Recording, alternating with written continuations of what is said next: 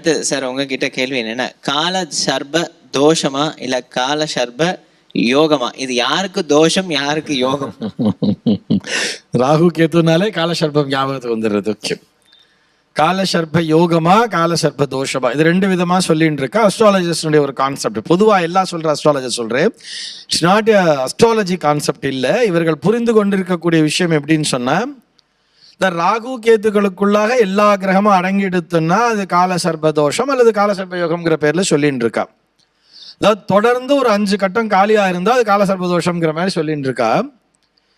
இதுல எல்லா கிரகங்களும் ராகுவை நோக்கி சென்றால், அதாவது கேத்துல இருந்து ஆரம்பிச்சு ராகுவை நோக்கி தான் எல்லா கிரகமும் போறதுன்னு சொன்னா அது காலசர்ப்ப யோகம்ங்கிற மாதிரி. ஏன்னா இந்த ராகுவுக்கு வந்து அங்க படம் போட்டிருக்கா, மனித தலை, பாம்பினுடைய உடம்பு. இங்க கேத்துவை பார்த்தோம்னா பாம்பினுடைய தலை, மனிதனுடைய உடம்பு. இப்போ கேத்துவை பார்த்து எல்லா கிரகமும் போச்சுன்னா அது பாம்பு வாயை நோக்கி போறது, அதனால அது காலசர்ப்ப தோஷம். இது வந்து மனித தலையை நோக்கி தான் போறது, ராகுவை பார்த்து போறது, அதனால இது காலசர்ப்ப யோகம்.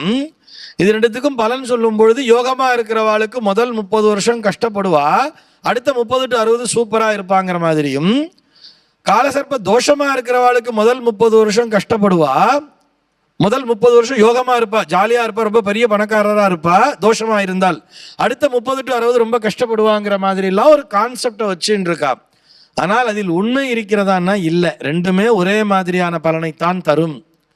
ஆக முதல் 30 வருஷம் கஷ்டப்படுவா, பின்னாடி 30 வருஷம் நன்னா இருப்பாங்கிறதுல கான்செப்ட்லாம் கிடையாது. அங்கே என்ன இருக்குன்னு சொன்னா அவரவர்களுக்கு நடக்கக்கூடிய தசாபுக்தி தான் அந்த பலனை தீர்மானிக்கும்.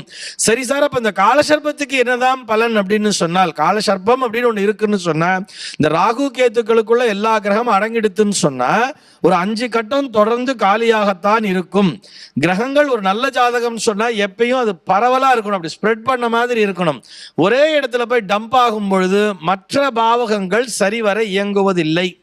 அந்த பாவகங்களினுடைய பலன் இந்த மீதி இருக்கக்கூடிய கிரகங்களினுடைய பார்வையின் அடிப்படையில் தான் இயங்கி கொண்டிருக்கிறது. அப்ப இது என்ன மாதிரியான பலனை தரும்னு சொன்னா, அவர்களுக்கு என்ன பலன் கிடைக்கும்னு சொன்னா ஒரு செல்ஃப் சாட்டிஸ்ஃபேக்ஷன்ங்கிறது அவளுக்கு இருக்காது, ஒரு திருப்திங்கிறது இருக்காது.